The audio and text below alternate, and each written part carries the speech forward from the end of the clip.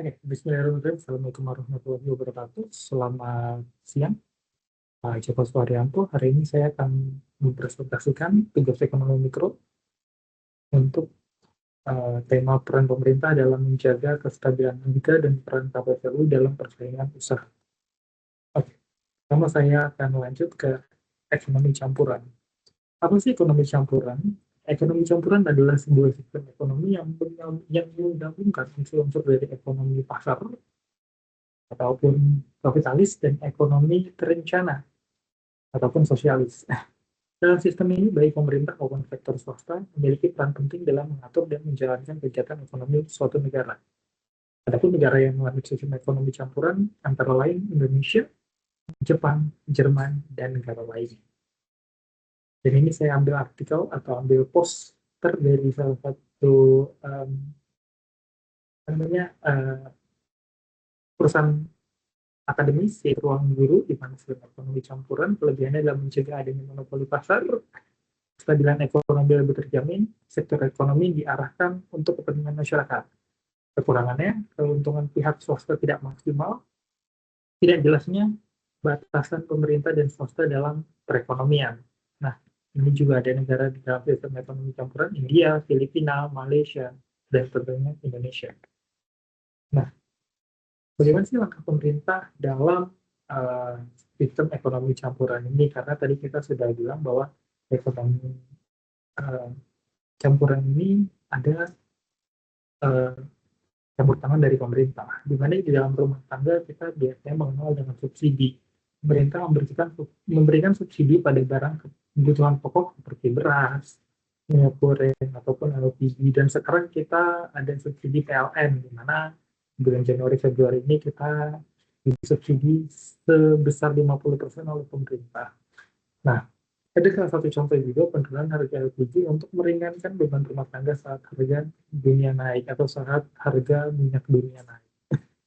Nah, dampaknya rumah tangga tetap mampu memenuhi kebutuhan pokok meskipun harga minyak tanah itu atau harga LPG itu fluktuatif. Nah, tentu bukan hanya dari rumah tangga, dari sisi perusahaan pun juga pemerintah dalam tanda kutip campur tangan, di mana di ekonomi di mana di Indonesia perusahaan itu mendapatkan insentif pajak, di mana pengurangan pajak bagi produsen barang kebutuhan pokok untuk mendorong produksi. Nah, saya akan menjelaskan terkait dengan studi kasus. Nah, pada tahun 2022 terjadi kenaikan harga minyak goreng di pasar domestik. Adapun langkah pemerintah dalam menangani hal tersebut adalah ada 3 hal. Di mana pertama ada operasi pasar untuk menjual minyak goreng dengan harga subsidi, di mana minyak-minyak tadi disubsidi oleh pemerintah, yang artinya ada harga yang dibayarkan oleh pemerintah untuk mengurangi harga di pasar.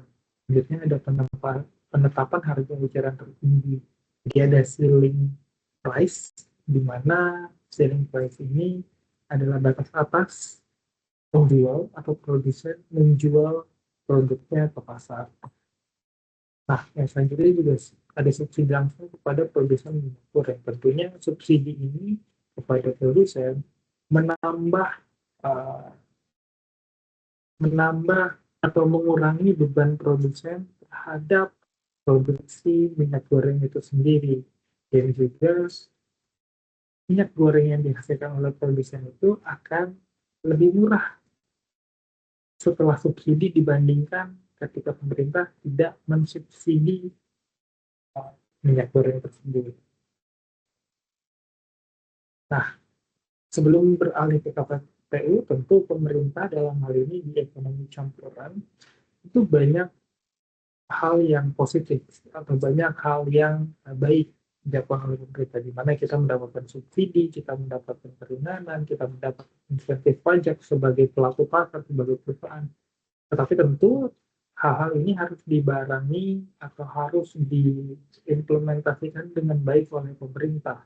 Jangan sampai subsidi ini tidak tepat sasaran, seperti subsidi BBM, di mana Pertalite disubsidi oleh pemerintah dan seharusnya yang menggunakannya adalah orang yang memang betul-betul membutuhkan barang tersebut, bukan orang-orang yang sebenarnya mampu untuk membeli Pertamax ataupun Pertamax, tapi malah menggunakan Pertalite seperti itu.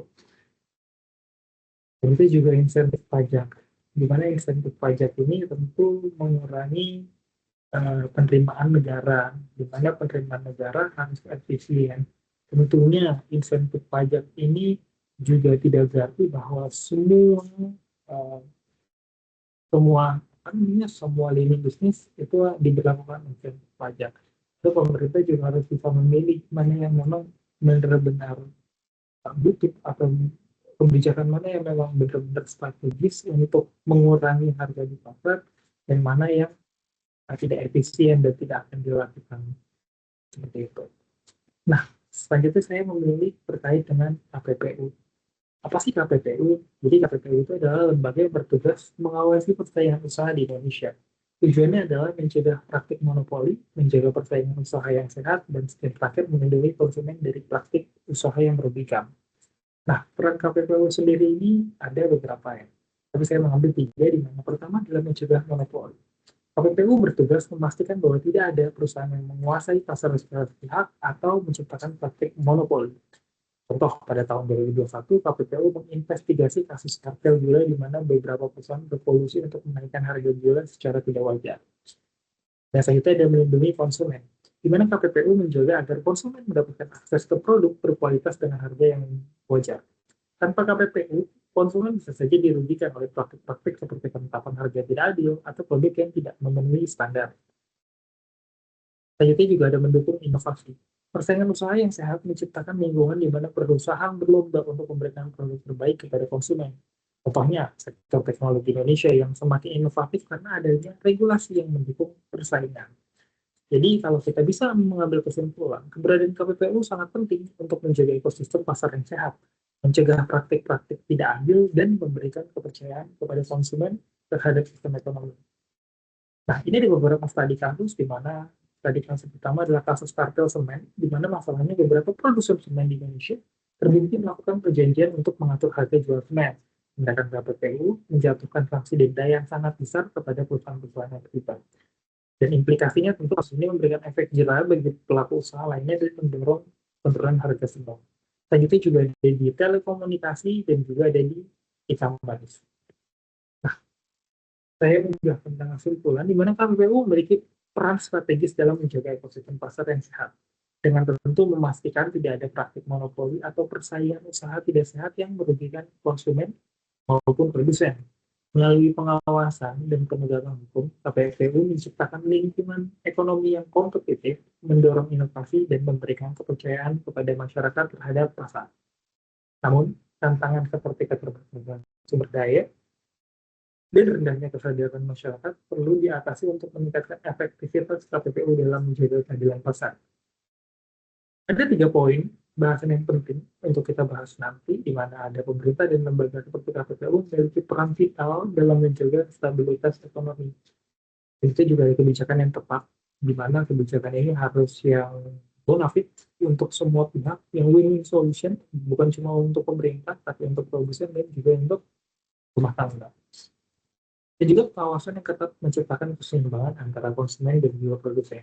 Dan yang terakhir, mari sebagai mahasiswa dan juga sebagai warga Indonesia, kita dukung persaingan usaha yang sehat demi ekonomi Indonesia yang berkelanjutan. Mungkin itu saja dari saya.